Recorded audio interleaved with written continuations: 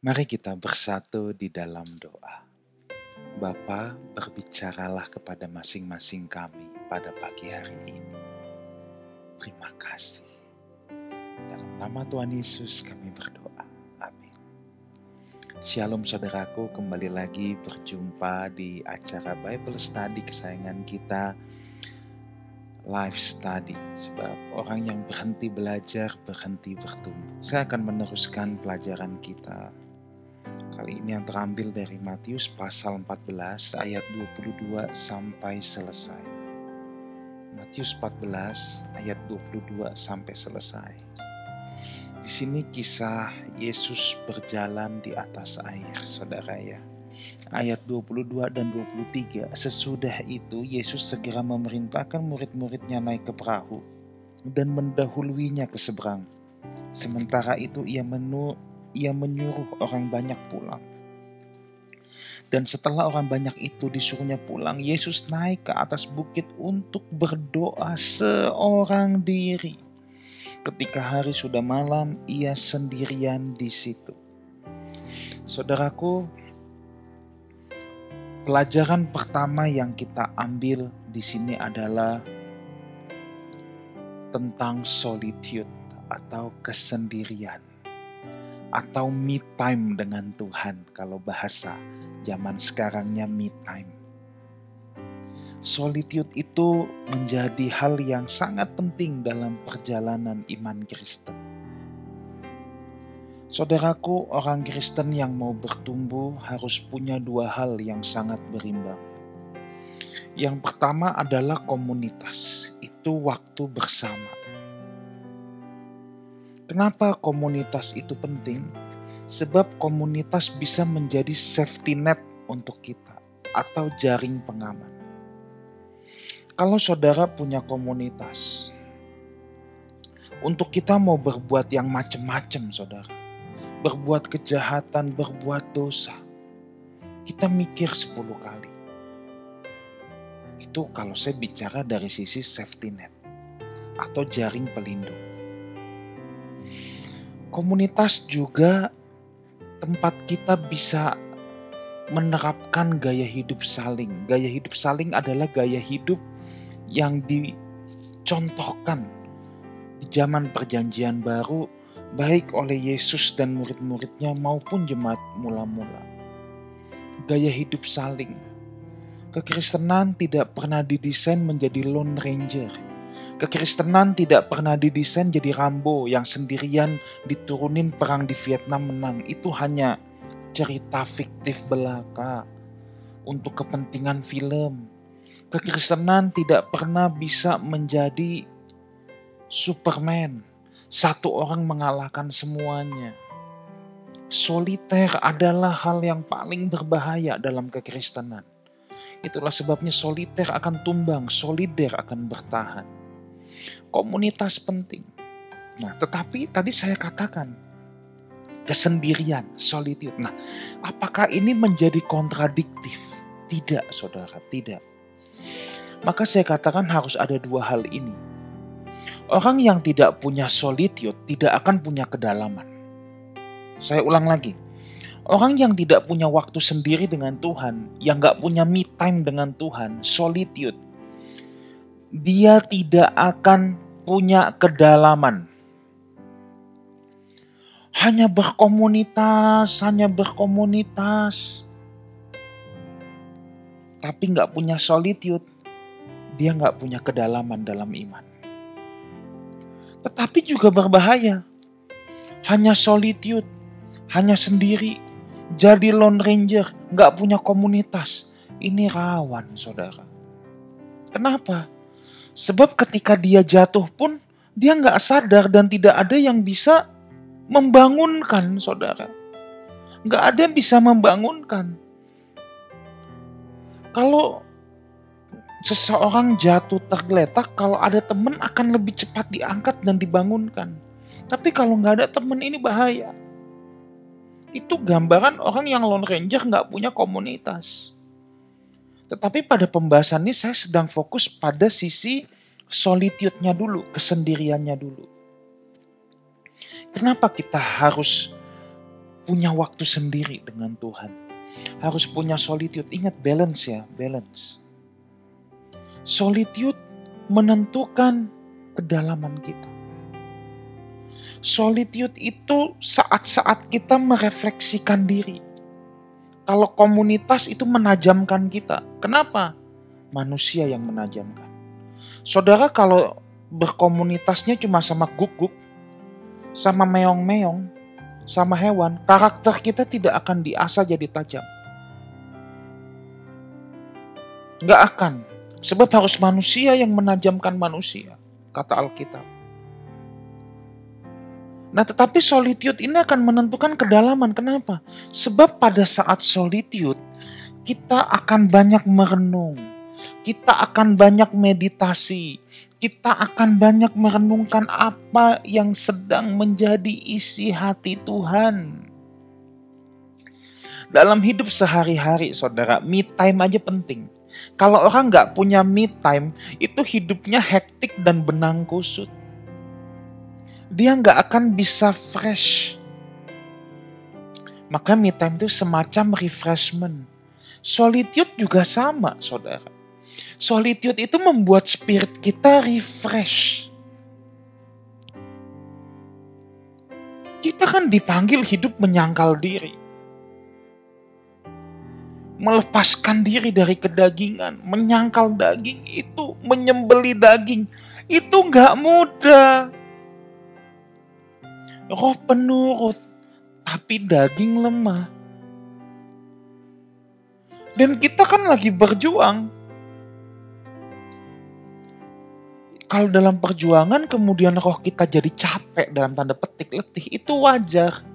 Makanya roh kita pun butuh me time, butuh refreshment. Me time-nya bukan jalan-jalan ke pantai, bukan itu. Refreshment di sini adalah waktu kesendirian dengan Tuhan dimanapun. Ya kalau bisa ke pantai silakan. Kalau di rumah doang juga nggak masalah. Yang penting kita punya refreshment. Jam doa kita itu seperti lagi merecharge roh kita. Jam-jam doa itu seperti mengembalikan kekuatan, membuat roh kita segar kembali, saudara. Kenapa ada orang yang seperti jenuh bilang, "Pastor, saya jenuh sama kekristenan saya." Saya pastikan orang-orang yang jenuh dengan kekristenan, dia tidak punya solitude time yang berkualitas. Orang yang intim dengan Tuhan pasti memiliki solitude time dengan Tuhan, punya waktu sendiri. Dan biasanya orang seperti ini tidak akan jenuh dengan Tuhan. Daud itu hebat. Daud itu salah satu contoh yang punya solitude time yang sangat berkualitas dengan Tuhan. Makanya orang yang punya solitude time juga, saudara, itu akan punya telinga rohani, akan punya kepekaan yang sangat tinggi.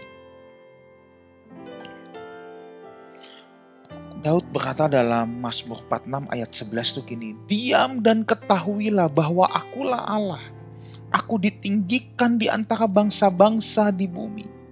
Bangsa-bangsa ditinggikan di bumi. Diamlah dan ketahuilah bahwa akulah Allah. Diamlah dan ketahuilah. Dalam bahasa Inggris, be still, tenang, and know that I am God. Kalau saya boleh pakai bahasa sehari-hari, diam dan ketahuilah, atau be still and know. Quiet and shut up. Kita seringkali sibuk sendiri, saudara. Kita seringkali sibuk sendiri. Sampai kita gak punya waktu dengan Tuhan. Seringkali kita sulit untuk diam.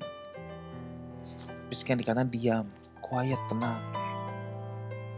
Kekuatan orang percaya salah satunya ada pada solitude time dia dengan Tuhan. Kenapa? Kalau dia punya waktu kesendirian dengan Tuhan, rohnya pun akan menjadi kuat. Saya juga catat di sini, solitude time merupakan waktu yang terbaik untuk introspeksi diri dan berkaca keadaan kita di hadapan Tuhan. Jadi saat kita solitude time, saudara, kita itu seperti lagi menanyakan nilai rapot bayangan kita di hadapan Tuhan. Setiap kita pasti bertemu tahta pengadilan Tuhan. Seperti seorang siswa yang mau bagi rapot. Tapi di saat solitude time itu, seperti sebelum pembagian rapot ya, sebelum ulangan umum suka ada yang namanya rapot bayangan. Seandainya saat ini juga rapot dibagikan berapa sih nilai aku. Nah, solitude time itu akan mengecek keadaan kita di hadapan Tuhan, saudara. Jadi kita kesadaran Tuhan, berapa nilaiku Tuhan. Jangan jadi orang Kristen yang kepedean. Kita semua pasti menghadap tahta pengadilan Tuhan. Kita semua pasti bertemu dengan Tuhan.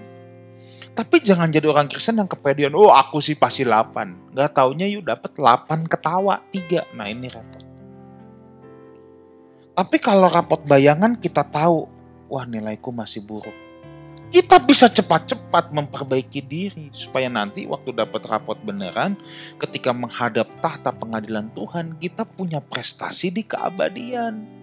Tapi kalau orang nggak punya solitude time, dia nggak kenal keadaan roh dia nggak kenal keadaan diri dia hanya merasa baik-baik saja. Semuanya hanya berdasarkan perasaan. Kita teruskan. Ayat 24-27, perahu murid-muridnya sudah beberapa mil jauhnya dari pantai, diombang-ambingkan gelombang karena angin sakal. Kira-kira jam 3 malam datanglah Yesus kepada mereka berjalan di atas air. Ketika murid-muridnya melihat dia berjalan di atas air, mereka terkejut dan berseru, itu hantu. Lalu berteriak-teriak dengan takut. Tetapi segera Yesus berkata kepada mereka, tenanglah, aku ini, jangan takut. Saudara, kisah ini agak mirip ya. Kita di beberapa saat yang lalu kita sempat ada pembahasan tentang Yesus meredakan angin ribut. Bedanya kali ini Yesus tidak ada di perahunya. Dulu Yesus ada di perahunya. Saudara, Yesus tahu nggak akan ada angin besar? Pasti tahu. Tapi seakan-akan murid-muridnya dibiarkan sendiri. Justru hal ini juga untuk mengetes ketenangan dan iman mereka. Bukankah Yesus sebelumnya sudah mencontohkan, kalau ada angin ribut, yuk tenang. Tapi dulu Yesus in control, ada di pesawat. Ada di perahu. Sekarang, apakah Yesus tidak in control? Kita bisa lihat Tuhan Yesus itu betul-betul berfokus pada pendewasaan murid-muridnya. Dulu ditemenin, sekarang nggak ditemenin. Tapi kalau Yesus nggak di perahu itu, bukan berarti Yesus tidak in control. Bukan berarti Yesus tidak in control. Dan Tuhan udah mencontohkan dulu menghardik angin. Kenapa nggak diikutin? Yesus mau murid-muridnya belajar dari peristiwa dan kesulitan serta tantangan hidup. Tapi rupanya mereka belum benar-benar paham, saudara. Dulu pernah ketemu angin ribut, harusnya mereka belajar, tapi belum paham juga. Ya udah, Tuhan itu panjang sabar, asal kita tetap mau belajar. Makanya hal pertama ketika Tuhan bertemu dengan dia apa? Tenanglah, ayat 27, tenanglah tuh. Ingat ya, solitude time ini yang menentukan ketenangan seseorang. Orang semakin dalam dengan Tuhan, menghadapi situasi genting, dia akan bisa semakin tenang. Kenapa dia bisa semakin tenang? Sebab dia percaya Tuhan in control. Tidak ada seujung rambutku pun, satu helai rambutku pun akan jatuh kalau Tuhan tidak mengizinkannya. Makanya orang yang punya kedalaman dengan Tuhan itu lebih bisa tenang, saudara. Tidak gerasa gerusu menghadapi tekanan hidup. Nah, Yesus itu mau murid-muridnya belajar. Maka hal pertama yang ia ucapkan, tarseo, to have courage, jangan takut. Tarseo, to have courage. Be a good cheer, gak punya keberanian. Ingat, Tuhan tidak berikan roh ketakutan, Tuhan berikan roh keberanian. Yesus itu, saya percaya gini, Yesus tahu akan ada angin sakal, akan ada genting lagi. Makanya dia temui murid-muridnya. Seperti ngecek guru yang lagi inspek, tapi sengaja juga ditinggalin. Dikasih kesempatan, mau dilihat sudah lulus belum sih? Oh, ternyata belum lulus. Ternyata belum lulus, saudara. Ternyata belum lulus. Tapi kita bisa lihat Tuhan itu in control saat mereka sudah panik. Udah bener-bener ketakutan, udah teriak-teriak. Ketakutan, Yesus hadir. Itu membuktikan loh, Yesus in control, Tuhan in control. Jadi saudara menghadapi kesulitan, mungkin saudara yang menyaksikan ini berada, mati gua. Habis, percayalah Tuhan in control. Sekalipun saudara tidak bisa melihat dia dengan mata jasmani, tapi kalau saudara punya solitude time dengan Tuhan, engkau akan melihat dia dengan mata rohanimu. Dan engkau akan betul-betul memiliki kesadaran bahwa dia in control. Saya mau kembali lagi, hal pertama yang Yesus ucapkan, tarseo, to have courage, be a good cheer. Rupanya saudara, ketika kita khawatir, kita takut, hal utama yang kita harus lakukan adalah memiliki keberanian. Memiliki keberanian. Keberanian bukan karena kita sok jago, saudara. Kita memiliki keberanian bukan karena kita sok jago, sok kuat. Tapi kita harus memiliki keberanian. Keberanian kita didasarkan pada fakta yang pertama. Tuhan Yesus in control. Segala sesuatu yang terjadi pasti atas seizin Tuhan. Sehingga mungkin saudara satu hari kelak, mudah-mudahan tidak. Misalnya kita bertemu dengan vonis dokter. Kita mengidap terminal illness atau penyakit mematikan. Tapi kalau kita tahu Tuhan in control, kita tidak menjadi takut, tapi kita akan tarseo. To have courage, punya keberanian, be a good cheer, tuh. Tetap bisa bersuka cita, tetap punya damai sejahtera. Sebab memang harusnya demikian, sebab damai sejahtera yang Tuhan berikan pada kita itu berbeda dengan apa yang dunia berikan. Kalau apa yang dunia berikan, damai sejahteranya itu berdasarkan oleh keadaan. Kalau konteks murid-murid ini, kalau anginnya tenang, damai sejahtera. Cheer up. Kalau lagi ada gelombang gimana? Kalau ada badai gimana? Kalau damai sejahtera dunia tawarkan ya hilang langsung karena bergantung pada situasi kondisi. Tetapi kalau damai sejahtera itu datangnya berasal dari Tuhan, badainya ada, damainya tidak hilang. Keberanian kita didasarkan yang pertama tadi, kita tahu Tuhan in control. Yang kedua, kita tahu Tuhan pasti beserta dengan kita. Sekalipun tidak terlihat oleh mata, tetapi kita bisa melihat pertolongan Tuhan tepat pada waktunya. Ia tidak pernah terlambat. Persoalannya kalau seseorang dalam ketakutan, kecemasan, ia sulit mengenali kehadiran Tuhan. Makanya harus punya tarseo tadi, good cheer. Courage. Ini murid-murid kan tiap hari sama Tuhan Yesus, tapi gak kenalin loh, sampai Tuhan bilang jangan takut, ini aku. Orang kok malah bilang itu hantu, gimana sih? Bukannya tiap hari sama-sama. Nah itu, orang kalau udah ketakutan, cemas, gak bisa berpikir jernih, saudara. Ayat 28. Lalu Petrus berseru dan menjawab dia, Tuhan, apabila engkau itu suruhlah aku datang berjalan di atas air. Tetap gak ngenalin Petrus. Malah ngetes Tuhan loh. Malah ngetes Tuhan. Ya, saat itu memang mereka belum dewasa rohani. Orang yang belum dewasa rohani cenderung minta tanda. Ya, cenderung minta tanda. Nanti kita bahas di bagian lain tentang tanda. Di Matius pasal yang ke-16 nanti. Ya, memang mereka belum dewasa rohani, makanya minta-minta tanda. Ayat 30, tetapi ketika dirasanya tiupan angin, takutlah ia dan mulai tenggelam, lalu berteriak, Tuhan tolonglah aku. Nah jadi Petrus sudah sempat nekat terjunin juga kakinya ke air. Nah saudara, satu hal positif dari Petrus, dia orangnya nekat saudara ya. At least Petrus nekat. Dan Petrus belajar dari kenekatannya. Daripada murid-murid yang lain berani aja enggak. Ya. Ayat 31, sekira Yesus mengulurkan tangannya memegang dia dan berkata, "Hai orang kurang percaya, mengapa engkau bimbang?" Tadi Petrus yang minta, baru ketiup angin dikit takut. Tuhan berkata sama Petrus, "Kenapa engkau bimbang?" Tapi sekali lagi ya, pertolongan Tuhan gak terlambat. Petrus gak tenggelam tuh. Petrus hanya hampir tenggelam. Tapi Petrus tidak pernah benar-benar tenggelam.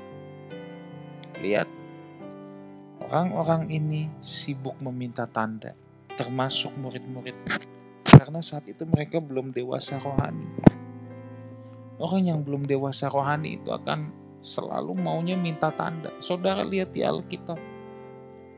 Kapan Musa minta tanda? Kapan Gideon minta tanda? Ketika mereka tidak percaya. Makanya Tuhan bilang, "Hai kamu yang bimbang, kamu tuh kurang percaya." Sedangkan target Yesus adalah mendewasakan. Ingat ya, dulu ditemenin, ada angin. Sekarang dilepas. Bukannya Tuhan gak peduli, tapi memang Tuhan mau mendewasakan. Coba kita pikirkan seandainya angin ribut itu murid-muridnya tenang, malah angin sakal itu ditengking. Mungkin cerita di Alkitab udah beda, saudara. Biarpun angin sakalnya tidak berlalu juga murid-murid harusnya tetap tenang. Kalau dia percaya bahwa Tuhan Yesus itu in control, dalam kendali sepenuhnya. Ayat 34-36 sebagai penutup. Setibanya di seberang mereka mendarat di Genesaret ketika Yesus dikenal oleh orang-orang di tempat itu. Mereka memberitahukannya di seluruh daerah itu, maka semua orang yang sakit dibawa kepadanya. Mereka memohon supaya diperkenankan menjamah jubah-jubahnya, dan semua orang yang menjamahnya menjadi sembuh. Ingat, yang terpenting bagi orang percaya bukan soal tanda, tetapi bagaimana menjadi dewasa. Orang yang disembuhkan jasmaninya belum tentu menerima keselamatan kekal. Tetapi orang yang disembuhkan rohaninya pasti mengalami keselamatan kekal. Ini semua minta disembuhin, semua sembuh. Kemana mereka? Kita nggak tahu. Alkitab nggak tulis akhir kisah hidup mereka, saudara. Alkitab memang tidak menuliskan dengan rinci. Dengar baik ini. Orang yang dewasa rohani tidak lagi meminta tanda. Orang yang disembuhkan jasmaninya belum tentu rohaninya sembuh. Tapi orang yang sehat rohaninya, dia pasti mengalami keselamatan kekal. Orang yang disembuhkan jasmaninya belum tentu dia mengalami keselamatan kekal. Kita ingat 10 orang kusta di Lukas 17. Datang kepada Yesus, semuanya sembuh. Berapa yang balik? Cuma 1. Mereka semua mengalami kesembuhan jasmani. Alkitab juga gak bilang maka yang 9 lagi kualat kurang ajar. Maka mereka sembuh dari kusta, tapi mereka pulang jalan pengkor semua, stroke. Alkitab gak bicara begitu. Tetapi hanya kepada 1 orang yang balik, Tuhan katakan, pergilah, imanmu menyelamatkan engkau.